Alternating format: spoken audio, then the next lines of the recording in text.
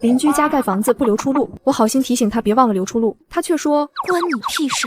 我家盖房子用不着你操心，狗拿耗子多管闲事。等我盖房子时，他却强制我留3米出路，不然就不让我盖房子，我也不惯着他。反手挖了鱼塘养鱼。我家和夏柳家3代都是邻居，当初分宅基地的时候，两家之间没有出路，我爷爷主动找夏柳的爷爷商量，两家各让出2米宅基地，留出一条宽4米的出路。夏柳的爷爷满口答应，但是等他家盖完房子，出路却只有3米宽，他家只让了1米。我爷爷找他们理论，夏柳的爷爷翻脸不认账。谁答应你了？有字据吗？有证人吗？拿不出来你就别废话。面对这种无赖，我爷爷村里、镇里、派出所跑断了腿都没用，口头约定不具备法律约束力，只能说是不道德。但道德在不要脸的人面前，狗屁都不是。这口窝囊气憋了我家整整30年。如今夏柳要结婚，她是他家的独生女，他娘张翠花为了招个上门女婿，特地给她盖了2层小洋楼，又将地基向外扩了1米。原本3米的出路，现在只剩下了2米，而这2米全都是我家的宅基地。夏柳家连1厘米的出路都没有留，我好心提醒他们，你家的新盖的房子是不是忘了留出路？夏柳不紧不慢地走出来，瞥了一眼身后的路，不屑道：“这不是有路吗？2米宽的路还不够你走的吗？”我气笑了，这货比他爷爷还不要脸，他爷爷至少还留了1米的路堵别人的嘴。夏柳现在演都不演了，竟然直接想把我家的宅基地当做公共出路。你的意思是，你家一点出路都不留，这路全从我家地界里出吗？夏柳满脸不耐烦，大家都是女人，怎么你就这么小心眼？邻里之间计较那么多干啥？路就在这，我们走一走，难道他还能走没了？夏柳的理所当然彻底惹怒了我，我冷声道：“我家的路，我凭什么让你走？”夏柳闻言，瞬间变了脸：“我家盖房子留不留出路是我的事，你算哪根葱？狗拿耗子多管闲事。你家留不留出路跟我没半点关系，但这剩下的2米路是我家的宅基地，你想走没门。”我话音刚落，他娘张翠花就笑了：“让不让走可不是你说的算。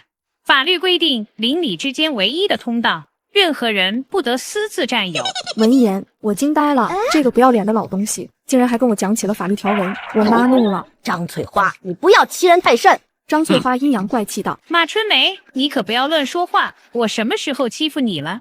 我妈冷哼一声，开始细数夏家这些年做的不要脸的事。当初你公爹不讲良心，说好的各留2米出路，结果你家只留了1米，这路白白让你家走了30年。现在你比你公爹还不要脸，你是一点出路都不留，这2米的出路都是我家的，你想走门都没有。围观的村民渐渐聚拢，交头接耳，又吵起来了。张翠花这回是一点出路都没留，没用的，马春梅不占理，她更弄不过张翠花。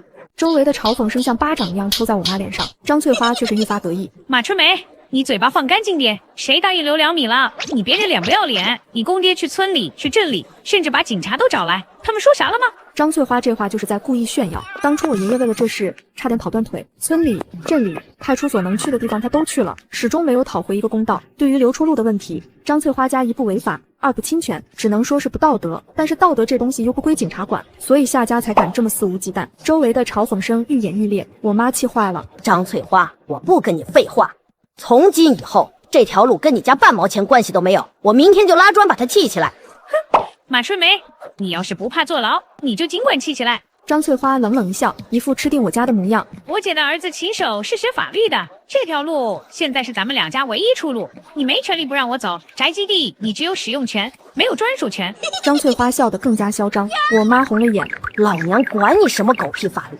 你敢走，我就敢跟你玩命！”我妈撸起袖子准备干架，这口憋了30年的窝囊气，今天无论如何都压不住了。马春梅，现在都什么年代了，谁跟你逞强斗狠？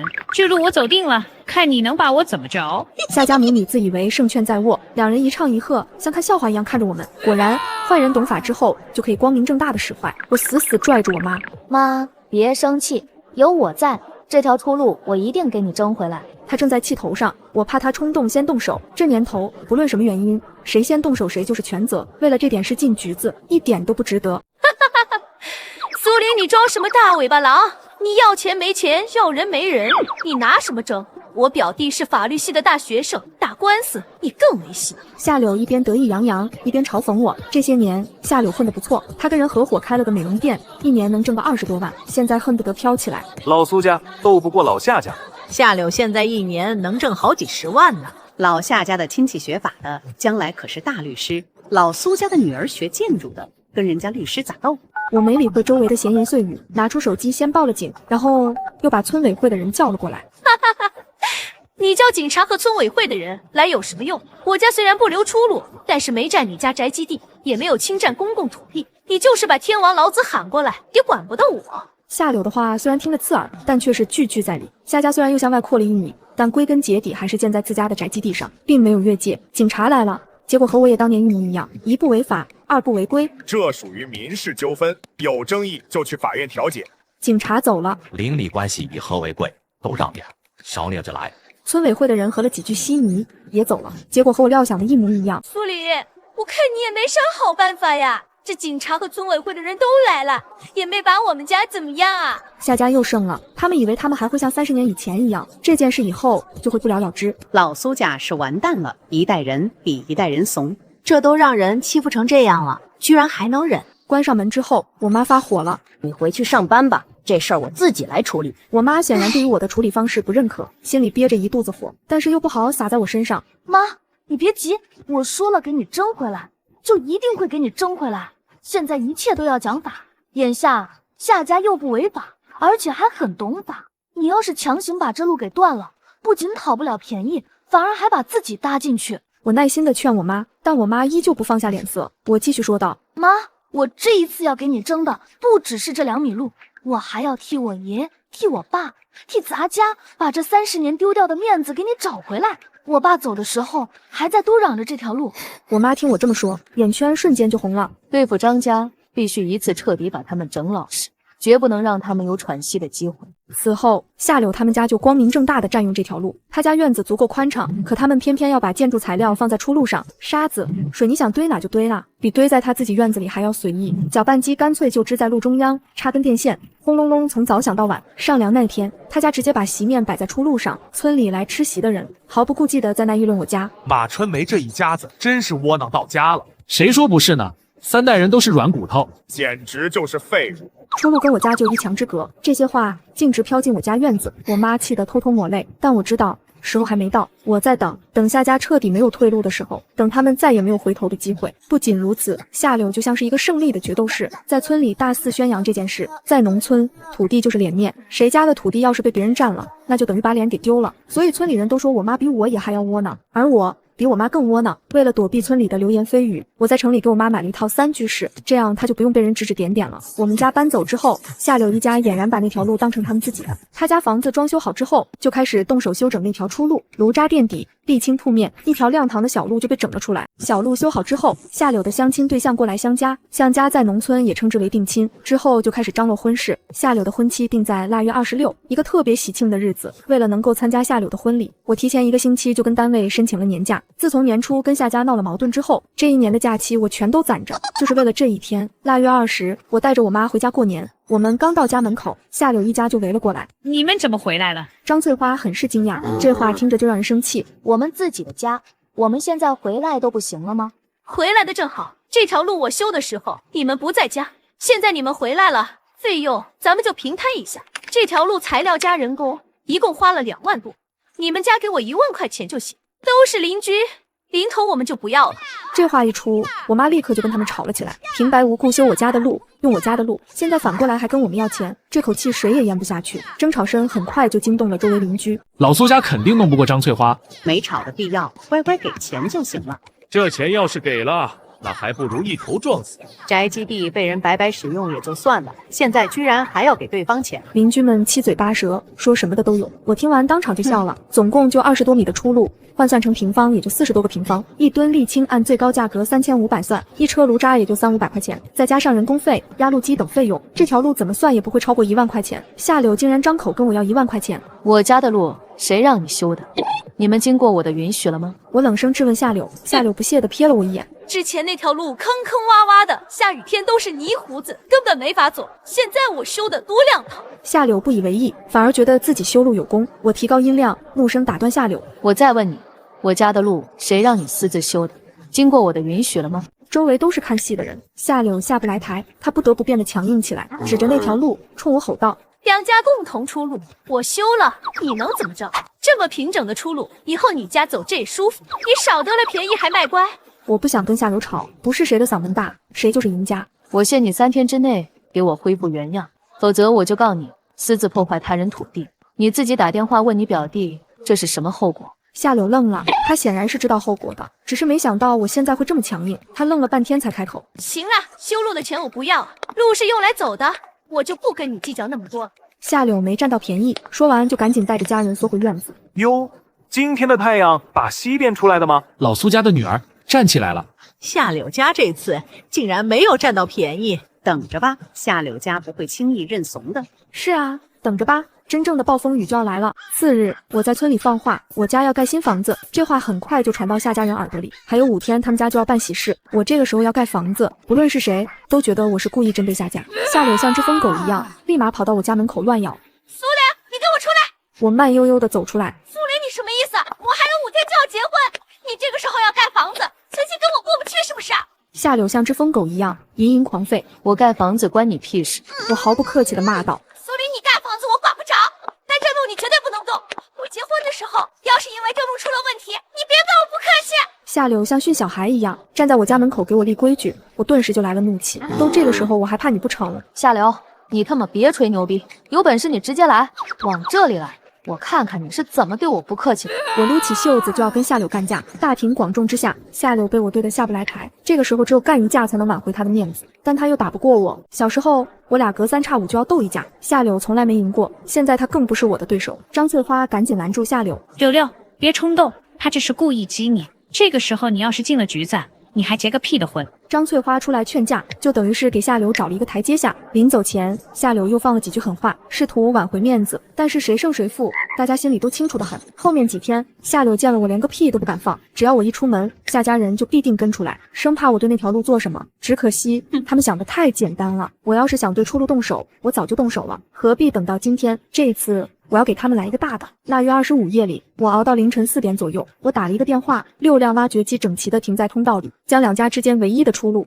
堵得死死的，侧着身子贴墙挪进来都费劲。早上5点半左右，夏家就像是炸了锅一样。这谁的挖掘机？这么多挖机，什么时候停在这里的？赶快找人把这挖机开走。夏家的人急了，夏柳出来后，二话没说，直接就说是我干的。苏玲，这肯定是苏玲干的好事。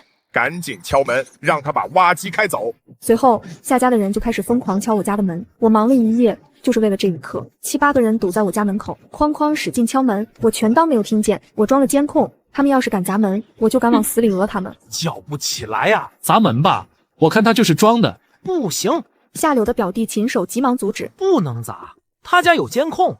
咱们这么多人，这门要是砸了，那就是涉黑，到时候谁也救不了咱。秦守不愧是学法的，懂得就是多。听他这么说，谁还敢强出头？经过这么一闹，前后2个村几乎都在看戏，出路被我堵死了。我们村的人为了看戏，不惜绕一圈跑到河对岸去。我的老天奶，马春梅这个女儿真是个狠人啊！谁敢想，她竟会在夏柳结婚这一天动手！6辆挖掘机封路，夏家这婚今天80%是结不成了。我们村与钱张庄隔着的这条河不是很宽，也就3米左右。看戏的人，你一言我一语，嗓门不大，但足以让夏家人听得清楚。夏家人急得没法子，眼看天亮了，只能让夏柳先去接亲。柳柳，你先去接亲，这里的事我们来处理。你再不出发，可就来不及了。随后，夏家的接亲队伍像壁虎一样贴着墙面慢慢往外挪动。夏柳出发1个小时后，我才去开门。我刚一打开门，夏家一个亲戚就怒声道：“苏林，赶紧让人把这挖机开走，耽误我姐结婚，我弄死你！”我漫不经心地回道：“这挖掘机跟我有什么关系？又不是我的。”那人再次怒喝道：“你糊弄鬼啊！这里就我们2家人，不是你还会是谁？”我顿了一会，说道：“哦，我想起来了，我家准备盖房子。”这肯定是施工队开过来，他们没提前跟我打招呼。我佯装不知情，谎言怎么假我就怎么说，主打一个气死人不偿命。你少他妈胡咧咧，这还有几天就过年了，你家盖个屁的房子，房子拆了你家住桥洞啊！夏家人自然不会相信我的鬼话，一个个脸红脖子粗。幸亏现在有扫黑除恶专项斗争，不然我早被他们扔河里了。就你家这点破地方，用得着这么多挖掘机吗？6辆挖掘机，这里放都放不下，你就是故意的。即便是夏家人都看出来我是故意的，我依旧是抵死不认。你们可别乱说，我这房子是承包出去的，他们来多少辆挖掘机我怎么知道？我将锅全部甩出去，主打一个这件事跟我半毛钱关系都没有。马春梅，你赶紧给老娘滚出来！小蹄子，你今天要是耽误我闺女结婚，我跟你没完。软话说不动我，张翠花只好亲自下场。她扯着嗓子让我妈出来，我妈冷脸站在门口，一言不发。你个老比登，挖机又不是我的，我拿什么你？我毫不客气地骂了回去。张翠花脸色一僵，差点没背过气去。报警！你私自堵住两家的唯一出路，你这是犯法！眼见怎么都说不动我，又不能动手，秦守只好拨打报警电话。有句话叫做君子报仇，10年不晚。老夏家也是自作自受，欺负人家祖孙3代，现在轮到他们自己了。20分钟后，警察来了。警察同志，我家今天办喜事，他用这么多挖掘机堵住出路，这摆明是故意刁难我家。警察贴着墙壁，勉强挤进来。这挖掘机是谁的？我不知道。话音未落，秦守就朝我怒吼道：“放屁！这都是你找来的，你怎么可能不知道？”面对秦守的愤怒，我轻蔑一笑：“我真的不知道。我也是刚刚起床。挖掘机是我电话摇进来的，监控里又没我的影子，只要我不承认，谁也不能证明是我找来的。这里有电话。张家人在一辆挖掘机身上发现了一个电话号码，拿到号码，警察随即拨了过去。喂，请问停在后张庄的这几辆挖掘机是你的吗？电话那头回道：是我的，怎么了？挖机挡路了，人家正在办喜事，你赶紧过来开走。行，我马上找人去开走，离得近，20分钟就能到。听到20分钟就能到，夏家人脸上都松了一口气，但结果却是他们等了1个多小时，也没有人过来挪车。夏家人不停地给那个人打电话，那人态度始终非常客气，一直回复都是在路上，马上就到，就到了，快到了。从6点多一直等到8点半，愣是没有见人过来。哎，你们都看明白了没？这苏玲是在复仇。他爷当初争这条路的时候也报了警，但是后来还是没争回来。现在张家也报了警，这挖机也没挪。和对岸看戏的人，不少人都看出了门道。夏家人这才明白，挪车的人就是在耍他们玩，根本不可能会过来挪车。夏柳那边接着新郎，正在往家走，预计还有40分钟就要到家。张翠花只好把村委会的人请过来当和事佬。苏玲，你们两家不管怎么说都是邻居，住了30年了，这往后更是抬头不见低头见的。今天你就收收手，先让他们家把喜事给办了。这路的事，等他们办完喜事，我们一定让夏家给你一个交代。张翠花把村委会的人给摇来了，他们轮番劝我。是啊，苏玲都是一个村的。俗话说，宁拆一座庙，不毁一桩婚。先让他们把喜事办了吧。我真的气笑了。当初夏家欺负我爷爷的时候，怎么没人出来劝止夏家？夏家一寸出路都不留的时候，怎么不见他们出来说话？他们当初是怎么和稀泥的？今天我就怎么和回去。以彼之道还施彼身，当初我爷爷怎么四处碰壁，我今天就怎么还回去。我一定要让夏家尝尝这种叫天天不应叫地地不灵的滋味。翠花，你也表个态，这件事确实是你做的不对，你先道个歉，后面的事才能慢慢谈。村长让张翠花给我道歉，张翠花的脸色比吃了屎还要难看，但眼下又没别的法子。春梅，这个事确实是我做的不对，你大人有大量，就原谅当姐的这一回，等这边事情过去了，我立马给你一个满意的交代。张翠花道歉的态度还算诚恳，不过我和我妈都知道，这只不过是场面话。我抢在我妈前头说道：“村长，你说什么呢？这挖机是别人的，刚刚警察都给司机打电话了，你现在扯到我们身上是什么意思？你的意思是我们故意为难夏家吗？无论什么时候都不能把自己的话说死，尤其是夏家还有懂法的大学生，我可不想让他们抓到我任何把柄。”苏黎，你误会了，我不是那个意思，我的意思是，这挖机是过来给你家干活的，你帮忙说2句话。这新人马上就到家了，先让他们把事情办了。村长解释道。随后我就开始我的和稀泥大法。村长，你说的对，邻里之间确实要和睦。俗话说，远亲不如近邻，近邻不如。谁都听得出来，我不过是在敷衍罢了。新人还有不到40分钟就要到家，这哪里来得及？我话还没说完，就激怒了张翠花。马春梅，你们一家都给老娘等着，等我把喜事办完，老娘就是拼着坐牢，也要弄死你们娘俩。搭桥，告诉柳柳，从前张庄进家，去把院里的脚手架支起来，让他们从桥上过。张翠花怒吼道。话音刚落，众人都觉得好，村长随即跟着附和2句。对，赶紧搭桥，这从桥上过，还能讨一个吉利，以后遇水搭桥，遇山开路，这小两口的生活必定是大富大贵。夏家亲戚多，不到半小时，一个用移动式脚手架搭建的临时桥就建好了。怎么样，我没说错吧？当年苏玲他爷先找村委会，后报的警，现在张翠花先报警，后找村委。老苏家这闺女是真毒，比他爷和他爹狠多了。又过10多分钟，夏柳的婚车出现在河对面。夏柳搀着新郎踏上临石桥，身后跟着新郎的弟弟和4个伴郎伴娘。河里淤泥松软，刚走没几步，脚手架的一侧就发生倾斜，桥上的7个人全都掉进河里，岸上的人瞬间就炸锅了。但是谁也没第一时间下去救人。寒冬腊月，谁也不肯跳下去救人。不过好在河水不是很深，只到他们腰部而已。经过这么一闹，哪还有半点喜气？新郎等人差点没冻死过去。大爹，小苏这婚我不结了，谁家结婚掉进河里，我要回家。新郎那边送亲的长辈一定要下家给个说法。两方人马剑拔弩张，走又走不掉，挖掘机还在堵着路。而我早在他们闹起来的时候就带着我妈走了。好汉不吃眼前亏，提前避险，夏柳的婚事算是彻底凉了。新郎家里人回去打听了一下，才知道我家和夏家的矛盾。他们提出一个要求，要么在县城买房，要么婚事作罢。张翠花听后自然不肯在县城买房子，要是女儿女婿去县城了，将来谁来给他养老？所以他断然不会答应。两家人后来打起了官司，张翠花要新郎家退还所有的花销，共计28万。男方觉得他们不是过错方，只愿意退还15万。正月初8，我回村做最后的清算。你们干什么？谁让你们挖的？这次我叫了2辆挖掘机回村，挖掘机正在干活的时候，夏家人出来阻拦。我让挖的。夏柳不在家，他家里只有张翠花和秦守2个人在。秦守指着我怒喝道：“你这是犯法！我挖自己家的宅基地，我犯什么法？这条路是2家之间唯一的出路，属于公共通道。你现在挖了，就是断了我姐家的出路，这在法律上你就犯法。”秦守义正辞严地说道：“这家伙不知道是唬我，还是真的不知道。”你不用吓唬我，这条路确实是2家唯一的出路，但是夏柳家先破坏这条路的，证据我都有。打官司，你觉得你能赢吗？我拆穿秦守的谎言，秦守语塞。就在这时，夏柳的咆哮声从我背后响起：“苏林，你个狗日的！你特娘的还敢出来！今天弄死你！”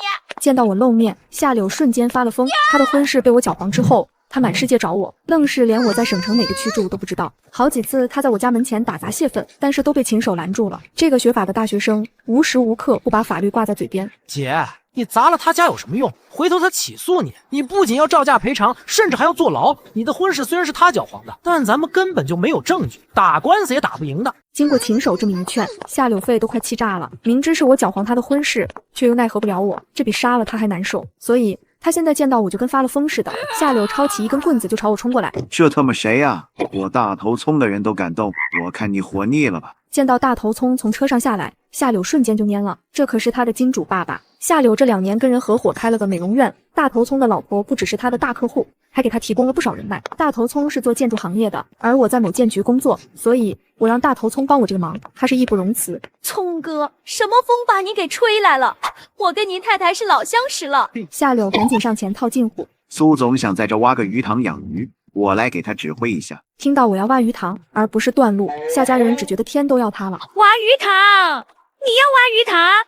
这不是断我们家的活路吗？六六，你可千万不能让他挖啊！张翠花扑通一声瘫坐在地上，老脸比死了亲爹还难看。聪哥，这可万万使不得！这条路是我家唯一的出路，这要是挖了，我们以后就没路走了。夏柳急忙求情，大头葱一点面子都不给，张嘴便骂：“你活该！当初你家盖房子一点出路都不留，现在知道没路走了，你怪谁？这事要是换做我早把你扔进河里喂鱼了。”面对大头葱的辱骂，夏柳连个屁都不敢放。聪哥教训的对，这事是我爷跟我爸糊涂，你放心，我一定还苏林。听到夏柳直呼我的名字，大头葱瞪了他一眼，夏柳随即改口：苏总，这事是我家不对，你想怎么处理，我都依你。无论你是要钱还是要地，我都答应。这路就别挖了吧，我家这2套房子都在这，你这路要是挖了，我家这2套房子可就废了。夏柳现在才想起来求饶道歉，我连眼皮子都没抬一下。聪哥，啥时候能挖好？都别愣着了，赶紧给我挖！